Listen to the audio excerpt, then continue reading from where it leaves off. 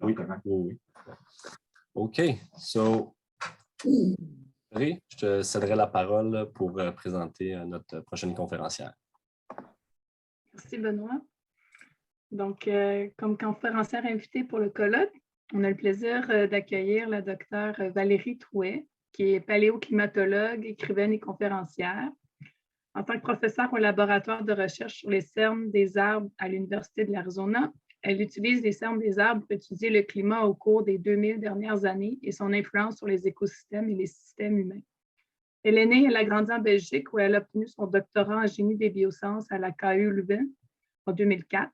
Elle a travaillé à Penn State University et en Suisse avant de déménager à Tucson, Arizona en 2011. Elle est dendrochronologue depuis près de 2 décennies et ses recherches portent sur le climat des 2000 dernières années, sur la manière dont il a influencé l'histoire humaine et les écosystèmes.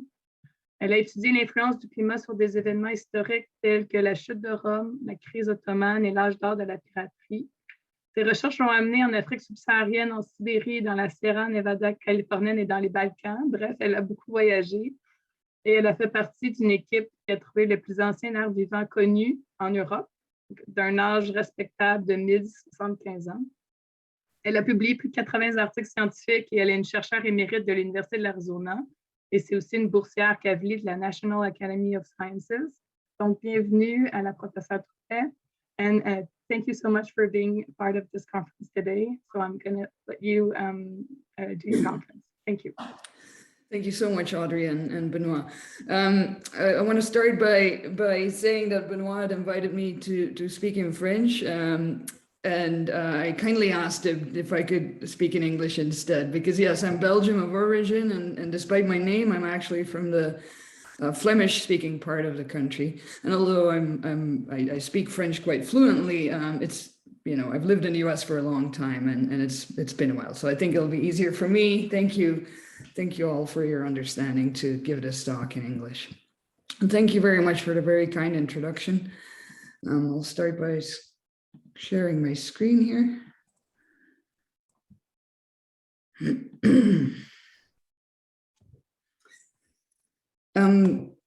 As Audrey mentioned, I am a tree ring scientist, which means that I study the rings in trees. And my primary goal for doing so is to study the climate of the past. So I'm assuming in this environment, most people are familiar at least with the concept of dendrochronology. So we can use the rings in long-lived trees to study the past.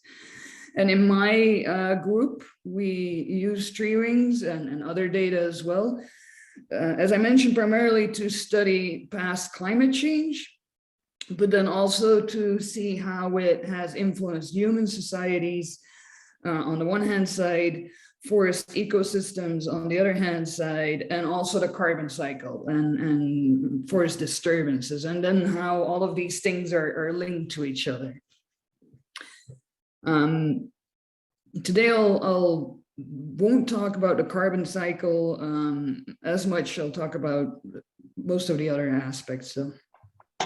So in terms of tree ring-based climate reconstruction, we are, compared to other paleoclimate records, we are limited in time. So we can, most of the tree ring-based climate reconstruction covers no more than the past 2,000 years. There's a few exceptions, but not many. We're obviously limited by the age of trees and of archaeological wood. But that's an important time span, the past 2,000 years, because one, it's also our best documented period in time. That's when, you know, a lot of written records exist. So we can use our high resolution records, tree ring records, to also compare it to human history records.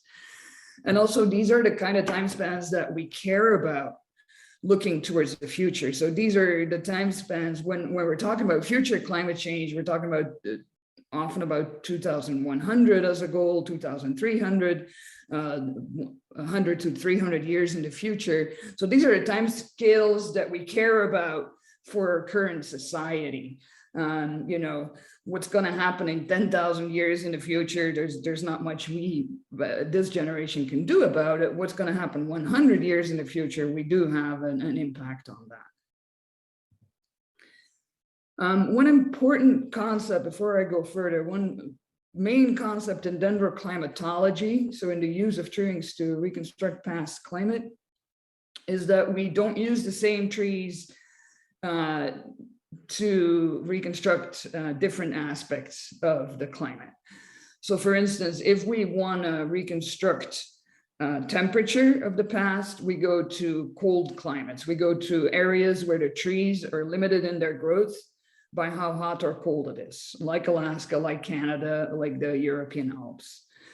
On the other hand, if we want to study how wet or dry it was in the past, we go to areas where the tree growth is limited by drought. It's rather intuitive.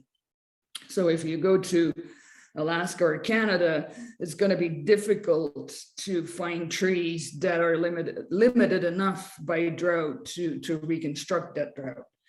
On the other hand, this is an example from a study we did in 2015. On the left, you see a blue oak, and tree that grows in the Central Valley in California. You can see the distribution of tree and chronologies on the right. And these are just some of the most drought sensitive trees that I've ever worked with. Beautiful trees as well, as you can see, very, very sensitive to drought. There's not a dry year in California that goes by without the blue oaks forming a very narrow ring. So what we did in this study is use those blue oaks to reconstruct the snowpack in the Sierra Nevada. And we were inspired to do so, as I mentioned, in 2015, which was a very extreme dry year. And to give you an example, this is on the left, the map of drought in California from last week, so from 2022. We're April 5th, so this is a typical time when the snowpack is being measured, because this is a time when most of the snow has fallen. We're talking about the Sierra Nevada, most of the snow has fallen, but not much of it has melted yet. So the total snowpack in the beginning of April is a good measure of how much snow has fallen over the entire previous winter season. And so now 2022, we're not doing too well. A lot of California is in an extreme drought, especially at the end of the wet season, right? California is a Mediterranean climate. We're nearing the end of the wet season. We're not doing great. However, if you look at the same map for 2015, for the same date, so beginning of April 2015, the conditions were way worse. So the majority of California was in exceptional drought at the beginning of 2015. And this is another way of looking at that. I mentioned the snowpack, the April 1st snowpack of the Sierra Nevada. On the left, you can see the early April or late March snowpack in an average year. So you can see a very healthy snowpack over the Sierra Nevada. On the right, you see the snowpack in 2015. So you can really, even visually from satellite images, see just how little snow there was in 2015. So what we did is use those blue oaks that grow in California, and as I mentioned, are very drought sensitive, to reconstruct that snowpack back in time over the past 500 years. And this is that reconstruction. So time is on the horizontal axis, the snowpack is on the vertical axis. 500 years ago is on the left, 2015 is on the right. And actually 2015 is the level of 2015 is the red dotted horizontal line that you see. And so you can see that 2015 actually was the lowest snowpack that the Sierra Nevada had seen over the past 500 years.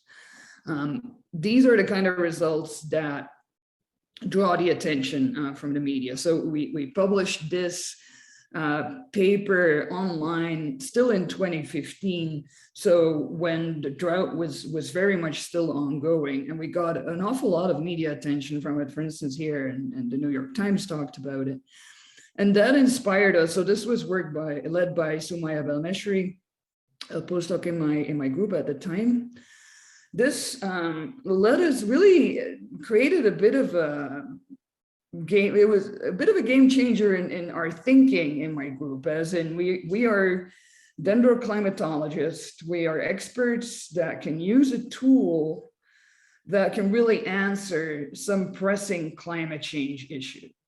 And so we started thinking about how can we optimize that? How can we optimize the use of our expertise to address some of these questions that need answering? And I'll talk about some examples here today. I hope I have enough time. The first is variability in the jet stream. The second is going back to California, but now looking at wildfire. And then the third topic I'd like to talk about is how those two are connected to each other.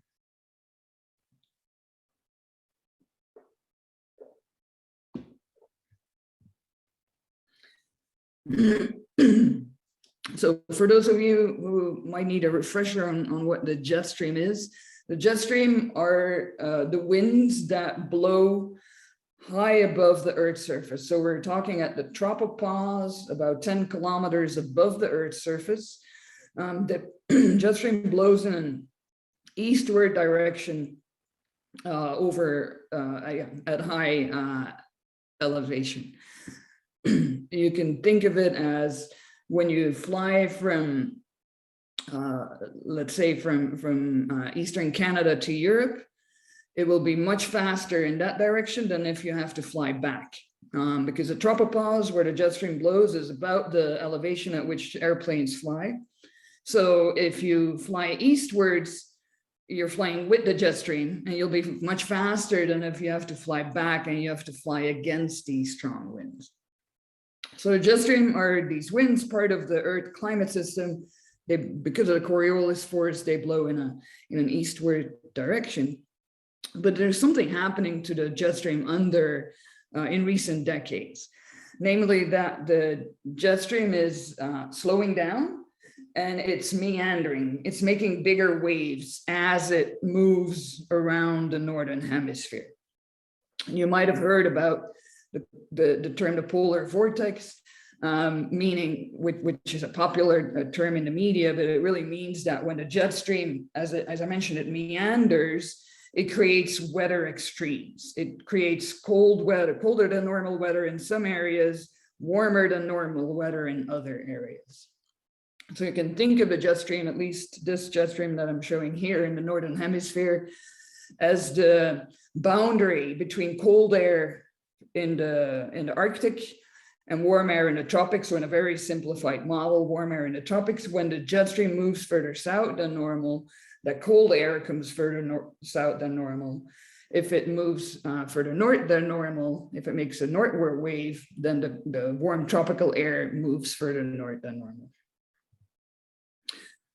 So for this study, we focused on Europe and the jet stream, the latitudinal position of the jet stream over Europe, which creates, that latitudinal position creates a dipole over Europe. A dipole in the weather or the climate, specifically in summer, between the British Isles on the left, on the one hand side, and the Balkans on the right, on the other hand side, sorry. So what you can see in this map, it's a correlation map. It shows the correlations between the latitude of the jet stream over Europe. The jet stream are the lines that you can see on the map. The correlation between that position, that latitude of the jet stream, and temperature. This is now for the instrumental period, and temperatures over Europe. So you can see when a jet stream is positioned further north than normal, the Balkans are warmer than normal, whereas the British Isles are colder than normal. And vice versa, when the jet stream is further south than normal, the British Isles get warmer and the Balkans get colder. So there's this dipole in temperatures between those southeastern Europe and northwestern Europe. Our question was, if we, so the black symbols that you see on the map are tree ring records. So our question was, if we use tree ring records from these two ends of the dipole and we combine them, can we reconstruct that latitudinal movement of the jet stream? And you can guess that the answer is yes, otherwise I wouldn't be talking about it. But to do so, my team, we went to the Balkans. We went to a number of places, but amongst others, to Greece, northern Greece. Gorgeous place to do field work, and very, very old trees there. So we were lucky, nice weather, good food, beautiful old trees.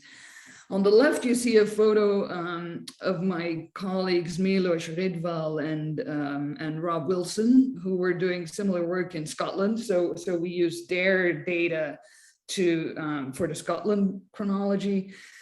I'm glad I wasn't doing fieldwork there. I'm glad I was on the Balkans side of things, because there's no old trees left in Scotland. So if you want to go, let's say 1,000 years back in time, you need to dive into these ice cold Scottish lakes and dig up the wood from trees that fell into those lakes, 500, 800, 1,000 years ago, then cut off a cookie as they're doing here while you're standing in the ice cold water, in the hopes that the time of the tree will fit your chronology. So very labor intensive field work for the Scottish chronology.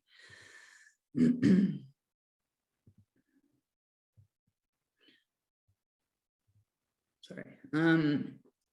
As Audrey also mentioned, in Greece, we were lucky enough to find the oldest living tree in Europe. It's Bosnian pine, growing at very high elevation. It was more than it was 1,075 years old when we cored it in 2015. So it would be 7 years older now.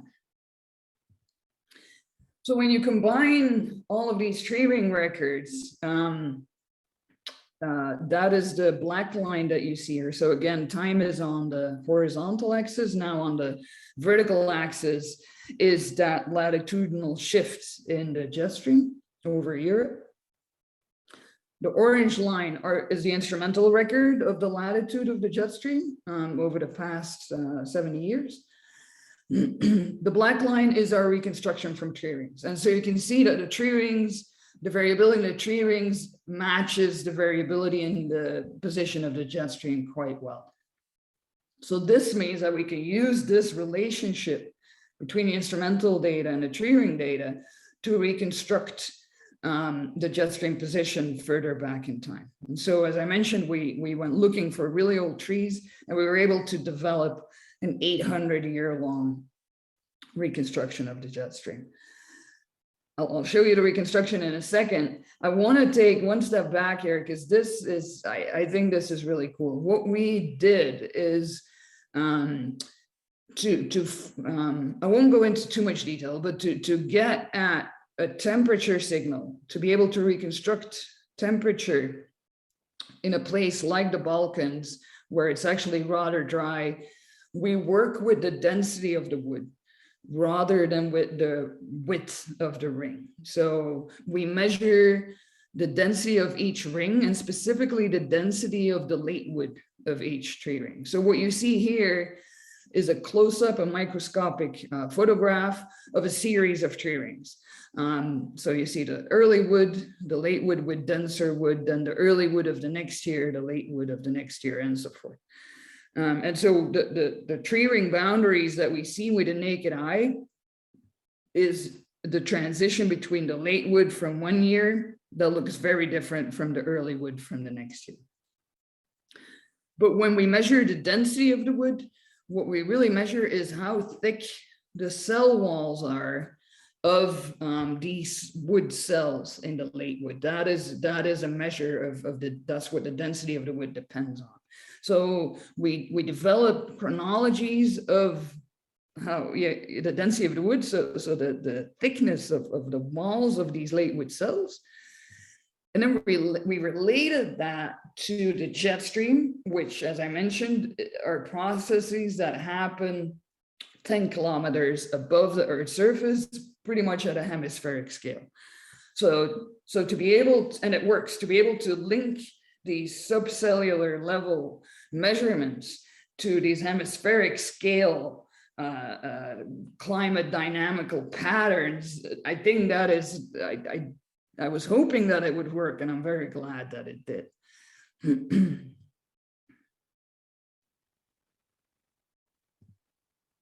Sorry, there's sometimes, oh. Okay.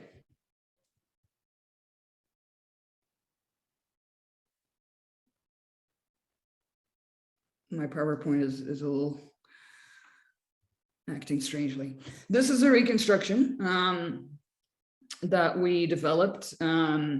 It's still work in progress. It's been a very long process to get this done, but so we now have an 800-year-long reconstruction of the position of the jet stream over Europe. And if you remember, this is what creates that dipole in temperature, but also in drought over Europe between the British Isles and the Balkan. And I won't give away too much because, as I mentioned, it's still in prep, but what strikes you when you look at this reconstruction is this period of the 100-year-long period from about 1350 to 1450, when the jet stream was actually in one phase, in a significantly or remarkably negative phase. And this is the same period, exact same period of the 100 Years' War between England and France on the one hand side of the dipole. On the other hand side of the dipole in the Balkans, with a lot of civil unrest happening as well. And actually, at the very end of this 100-year period, it coincides with the fall of Constantinople. So with the fall of the Byzantine Empire that was then taken over by the Ottoman Empire. So without wanting to draw too much of a direct relationship between the two, it does seem that this prolonged and extreme position of the jet stream modulated some societal events that were happening over Europe at the time.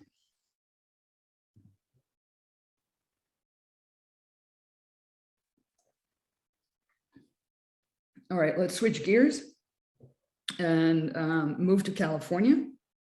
And this is something that's maybe a little closer to what you all are researching. We'll look at fire history. And so again, looking at what is questions that are pressing and that need answers. One of them is what's happening with wildfires in the American West and in California particularly. So if you look at, again, these are instrumental records of how much area, land has burned every year over the past 50 years. You can see that nowadays, there's about 5 times as much area that burns per year than there was in 1972. This is a trend that is not only happening in California, but throughout the American West. And model results show that, of course, this is related to anthropogenic warming. Under a warmer and drier climate, there's going to be more fire. Fire risk is higher. But climate change alone cannot explain some of that increasing trend, but it cannot explain the entire, the magnitude of just how much bigger fires have grown over the past 50 years. And so the question is, what else is going on? What's the rest of the story here? And to answer that question, we can use tree rings also not just to study the climate of the past, but specifically to look at fire history. And it's actually a whole different way of working from climate reconstruction. We don't actually measure the width of the rings for fire history. We date the scars that past fires have left in the trees, and that's how we study fire history. So this is a study we did in the Sierra Nevada in California. When low intensity fires, so not destructive fires, but ground fires burn through a forest, they kill the underbrush, they might kill grasses and herbs, but they typically don't kill the mature trees. That being said, they might damage the mature trees, they might hurt the mature trees, and leave a scar. What you see here is the ponderosa pine with a sequence of such scars. So trees cannot heal themselves. When they are being wounded, for instance, by a fire, the best they can do is try and grow over that wound in the years following the fire. But then when another fire happens, you know, 5 or 10 years later, it's going to create another wound, and the tree's going to have to try and grow over it again. And so what you see very often in trees or stumps, like you see here, is actually a sequence of wounds that were created by subsequent fires. So here, each of these layers that you see here was created by a subsequent fire. And this stump actually has 2 of such sequences of fire scars. When you take, so this kind of work you can't do with a quarter, you have to do it with a chainsaw. When you cut through this sequence of fire scars, you can see these scars very nicely on the surface. So this is now a cross-section from an entire tree. And so you can actually see each of these fire scars that were created by a subsequent fire. And now through tree ring dating, so if you use tree ring analysis to find out which year exactly each ring represents, then you can date the exact year when each of these fires happened. And in some cases, so this is an example again now from a living tree in California. This is a typical example of a tree. The first fire happened that scarred this tree happened in 1765. The last scar in 1889. I think there's 14 scars in between. So this means that on average, every 10 years, this tree would be hit by a fire, again, by a ground fire, by a low intensity fire. The letters that you see behind the dates is actually, you can actually, in very many cases, by looking at the position of the scar within a ring, you can see the seasonality of when the fire happened, whether it happened in the early wood, then it was a spring fire, or it happened in the late wood, then it was a summer fire. If it happened on the boundary between 2 rings, then it probably was a fall fire that happened after the growing season ended.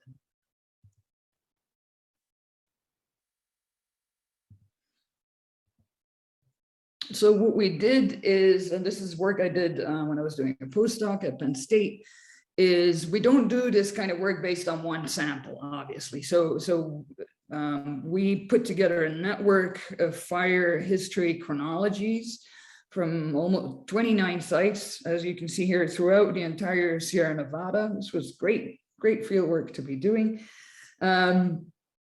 Typically take about 10 to 30 fire scarred samples per site.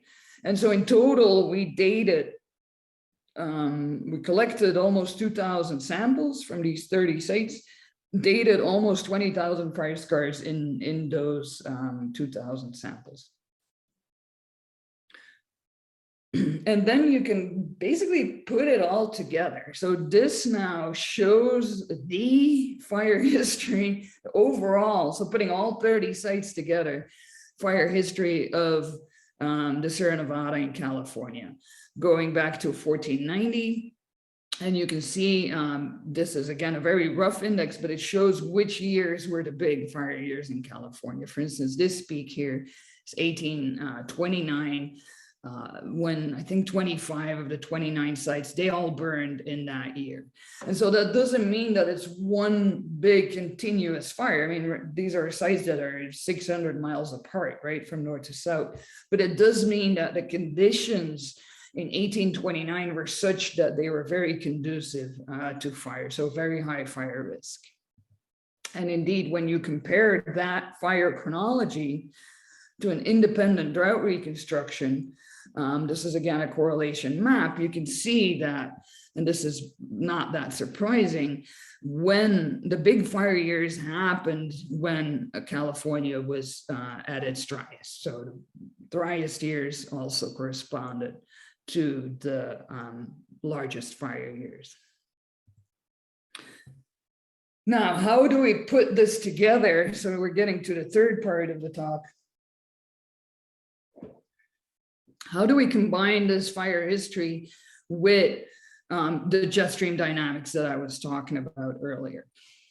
And so earlier I was talking about a jet stream over Europe, but as I mentioned, a jet stream circles the entire Northern Hemisphere. So it also has an influence on the American West Coast and on California specifically. And also here, we're looking at the latitude of the jet stream, but the kind of graphs that I'm going to show are quite different from what I showed before. So I want to take a second to explain, because I'm going to be showing a bunch of these graphs.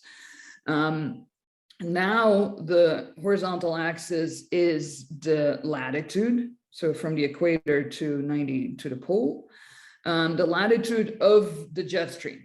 And then on the y-axis, it shows the strength of the jet stream. And so the blue line is the wettest years in California. The red line is the driest years in California. And so you can see that the wettest years, the blue line, and this is for the instrument, this is purely instrumental to show the concept.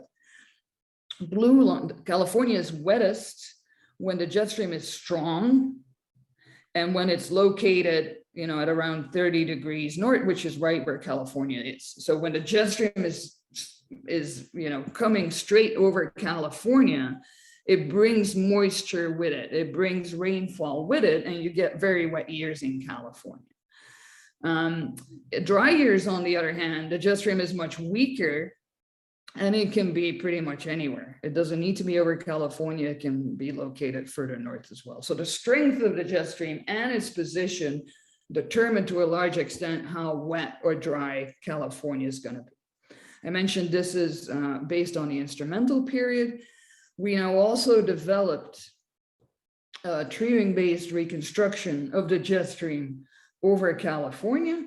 And when you look at the dry and wet years on the right, over that entire reconstruction period, so back to 1570, you can see the exact same pattern as what you see over the instrumental period. So on the left is the instrumental period, the same graph as I showed in the previous slide. On the right now is the reconstructed period. And so you can see the exact same thing, that in wet years, the jet stream is stronger and located over the latitude of California. Now, another thing we can do is, now this is the same what I showed before, the reconstruction wet and dry years. If you look, instead of at wet and dry years, you look at low fire years and big fire years, the ones that I showed in that fire chronology. Again, you can see the exact same pattern. So I showed that the big fire years in California's history happened in the driest years in California. And now we know that those driest years happened, the red line here, when the jet stream was weaker and not necessarily located over California. Vice versa, the lowest fire years in that fire record happened when the jet stream was strong and located over California. So there is a historical link between the latitude of the jet stream and wildfire in California.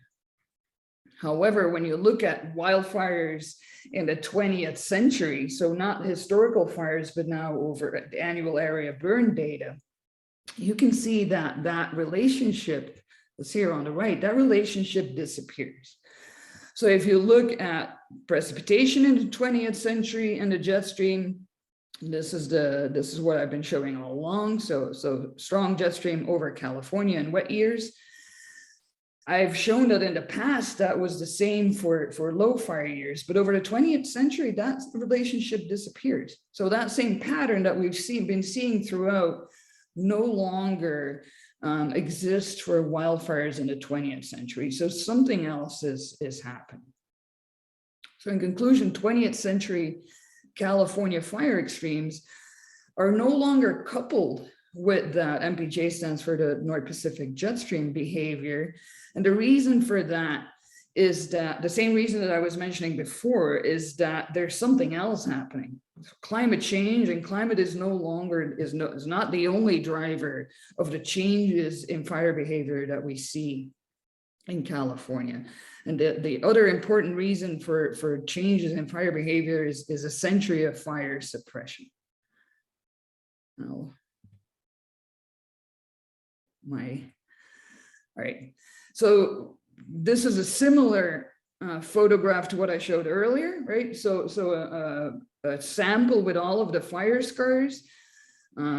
Same, so the earliest fire scar in 1777, then a fire scar roughly every 10 years. And the last fire scar, 1889. This sample, however, was taken in 1998. And so there's no fire scars between 1998 and 1889. Whereas before there was a fire roughly every 10 years. And so this you see all over the Sierra Nevada. It's almost impossible to find any fire scars at all after the start of the 20th century, in the 20th century. So this is a pattern throughout. And this sample really nicely shows what happens, the increase in growth that happens if these fires stop occurring.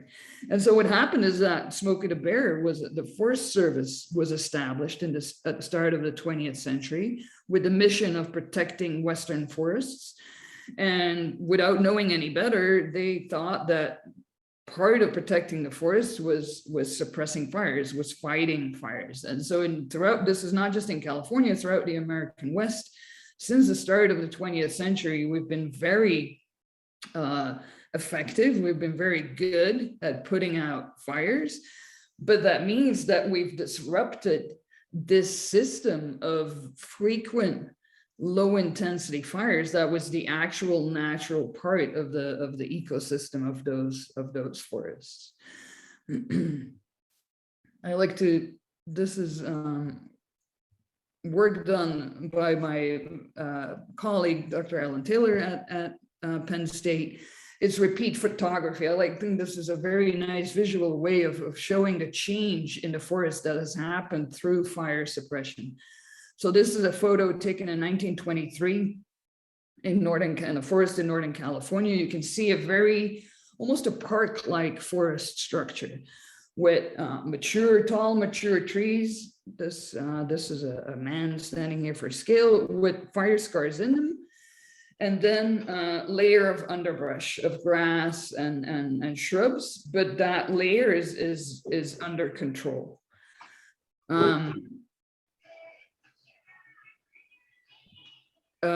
That kind of park-like structure is created by these low-intensity fires, these ground fires that I have been talking about. So every 5 to 10 years, a ground fire would burn through a forest, and it would burn off, it would clean out the forest, really. It would burn off the undergrowth. But it typically wouldn't damage the mature trees. The fire wouldn't get hot enough or big enough to actually kill the mature trees. Now, if you go back to the same spot, this is now 75 years later, this is in 1998, so this is already 25 years ago. 75 years of fire suppression, and it's a whole different forest that you're looking at. So that now there's no longer these two distinct layers, but instead all of the small trees have gotten the opportunity to grow bigger. And so now you get one continuous layer, more or less. And now when a fire happens, there's so much fuel on the surface that the fires get much bigger, get much more out of control. And two, this intermediate layer now creates a ladder effect, so that the ground fires no longer stay close to the ground, but they can actually reach the crowns of the mature trees. And so you get a very different system of fires. You get big destructive fires that one are stand replacing, and two that are much, much harder to fight because they are so big and destructive. So the situation we're in California at the moment is that, and you hear about it in the news every year, it's not just that we're living under a hotter climate and a drier climate, but those forests are also have been managed and are the result of a century of fire suppression and thus of fuel buildup that creates these destructive crown fires that we're witnessing now. Okay, so in conclusion for my whole talk, tree rings can inform us about the past, the present, but also the future of climate, of ecosystems, and of human systems, and especially how the three of them are linked. This obviously is work that I did not do on my own, so I'd like to thank my many group members, former group members, and collaborators. And then I'd like to also mention that I wrote a broad audience book about all of this. It's published by Johns Hopkins University Press. It's called Tree Story. And the paperback version of it is coming out next week, I think. It's also been translated in a number of languages, amongst others Spanish, unfortunately not in French yet, but hopefully that'll come at some time soon. So with that, I'd like to thank you a lot for your attention and for inviting me here. Great. Thank you so much for this really interesting presentation. I've done a lot of dendrochronology myself during my studies, and I was really excited to hear a well-renowned dendrochronologist share her research with us. So I'll open the floor up for questions. So once again, I invite people to raise their hand in Zoom so I can easily identify people that have questions for Valerie. Would you mind if people ask their questions in French? No, I was just going to say, feel free to ask him in French. I can, as long as you're okay with my answering them in English, then I think that'll work perfectly. Yeah. Perfect. Awesome. So I see Audrey has a question. Go ahead, Audrey. Merci, Benoit. I'm going to give it a try in English because everything you presented was in English. So my notes are all in English. So thank you for your presentation. It was great. A lot of the work you presented, you used the tree ring research to show like extreme or really large shifts in climate. And I was wondering, because I'm thinking about temperate forests where we work, where we see perhaps more moderate but persistent changes in climate, and how tree ring can be a tool to kind of look at these changes, which are perhaps a bit more difficult to describe. To distinguish, yeah, that's a really good question. It comes down to so the extremes is high frequency. It happens in certain years as a very extreme event, whereas what you're describing is more the low frequency, the more persistent change over longer periods of time. That can be done with tree rings as well, but it gets it's more difficult because to retain the what we call the low frequency, the multi-year, or sometimes decadal or even centennial scale differences in the tree rings. Obviously, climate is not the only thing that is influencing them, right? The size of a tree, how much, the age effect, so that the trees grow wider rings when they're younger compared to when they're older. That the low frequency signal is muddled by, for instance, things like the age effect. And so the key there to get to the climate is taking a whole lot of samples. So to get rid of, or to even out all of the other factors that also influence tree growth on those longer time scales. So take a whole lot of samples, and there's quite a lot of statistics involved. And then in areas like Canada, I mean, there's some great work happening in Lac du Parquet, for instance, and there's some beautiful temperature reconstructions from Eastern Canada, drought reconstructions from Western Canada. But the other thing that's happening is, as the climate is warming, the trees are becoming less sensitive to temperature. The temperature is less limiting on their growth because it's slightly less colder. So, but those are both really very active fields of research. It's another thing that we need to figure out under a growing climate. So, hope that answers your question a little bit. Yes, thank you. I had a quick question in the beginning of your talk. You mentioned that you identified trees for dendroclimate reconstruction. You identify trees that are located in exposed areas that suffer a lot of drought. But you also mentioned you choose species that are very sensitive to drought. So in my understanding initially was more that it was more the location that are important, not necessarily the species. So are you saying that there are some species that are just so well adapted to drought that you won't see the drought effect in their growth as much as other species, just because they have not an influence of drought because they're well adapted? It's almost more the other way around, where some species like those blue oaks are just ridiculously sensitive. I mean, if you go to, for instance, where I live in Tucson, Arizona here, right? Every tree is going to be influenced by drought, regardless of what species, but some species even more than others. But I agree with you that location is a primary driver of that versus more so than tree species. The other thing as I mentioned, is the different tree ring parameters that you can look at. So for temperature, often the density of the wood is a much better parameter to reconstruct temperature. It's much more sensitive to temperature than the ring width, even in places like Alaska and Scandinavia. So there's various things. There's the location first. There's tree species that can modulate the strength of the climate signal, and then there's also the tree ring parameter. Yep. Okay, and you mentioned in the part of your talk that you looked especially at the density of the late wood.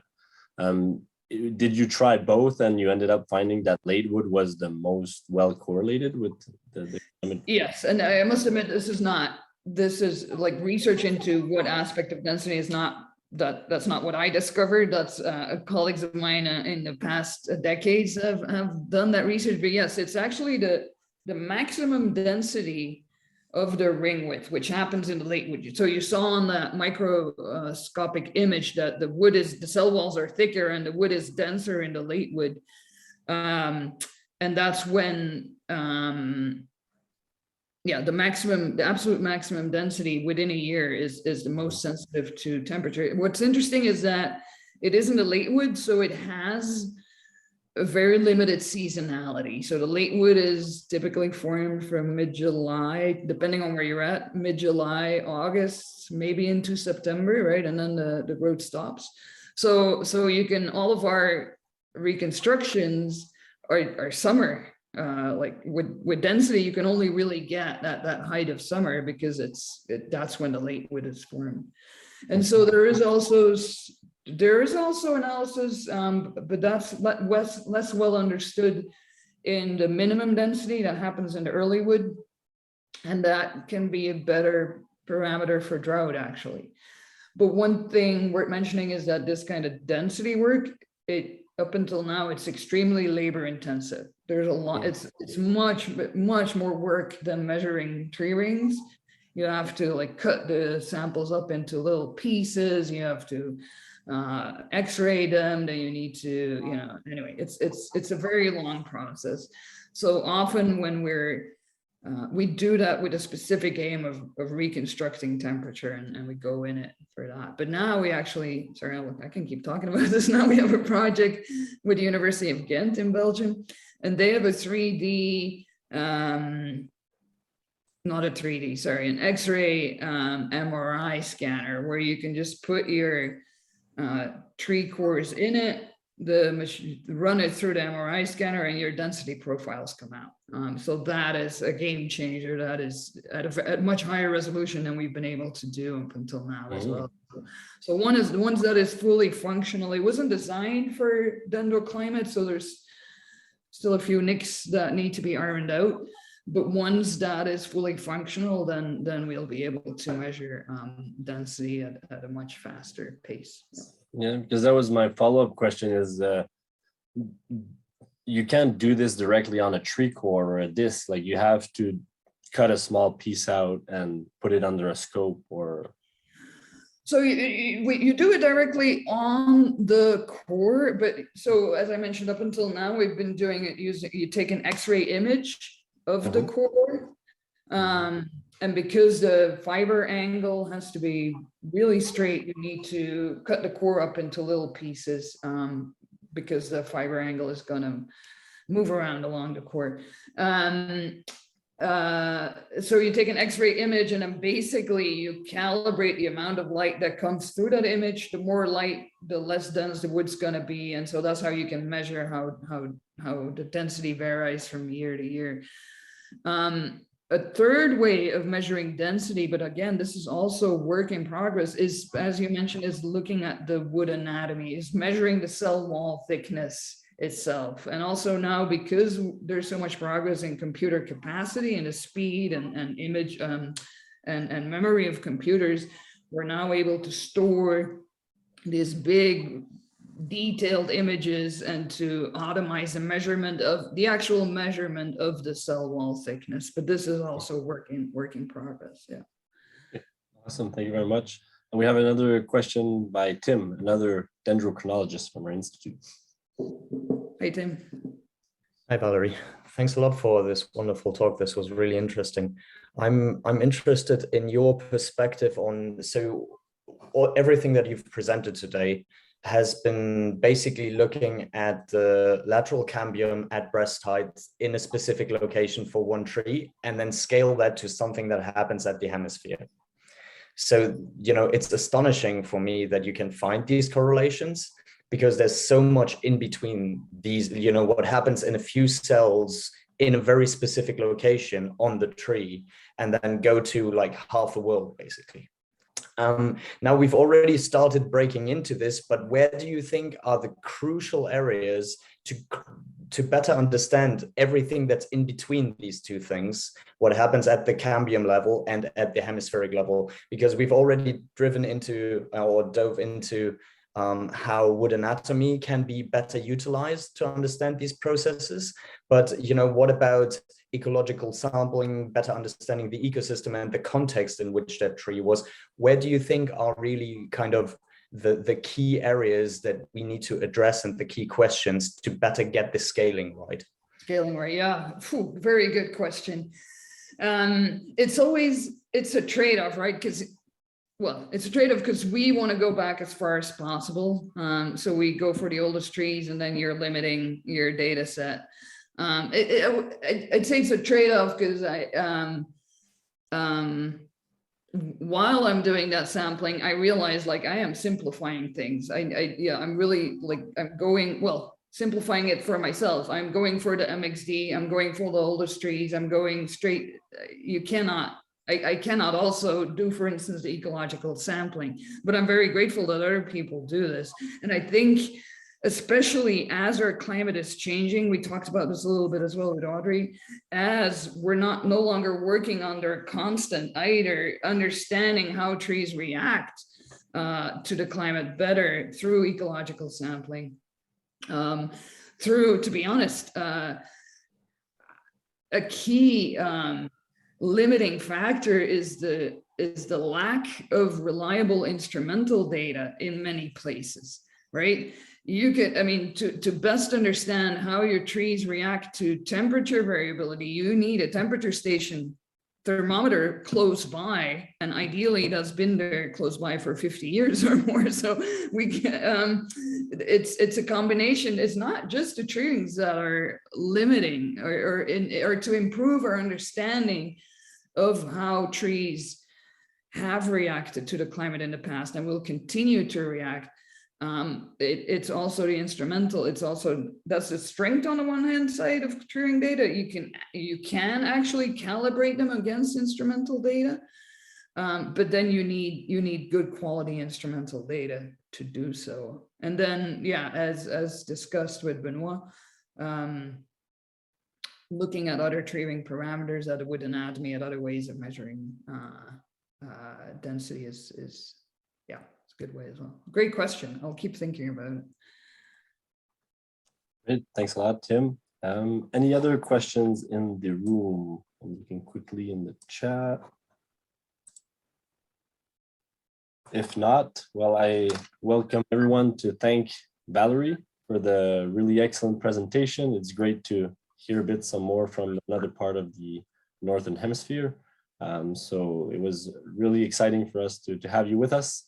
So a great thanks once again. And for everyone else, we will have our lunch break and we will reconvene again at 1 o'clock. Donc, on va se rejoindre à 13 heures pour le bloc de conférence sur l'agroforesterie et les services écosystémiques. Donc, thanks again, Valerie, for your great presentation, and best of luck for your future research. Thank you, all of you as well. And congratulations, it's your 10-year anniversary, is that right? Yes, right. Young institute, but getting older every year. Excellent. All right, thank you for the invite. Enjoy your lunch. Bye. Bye.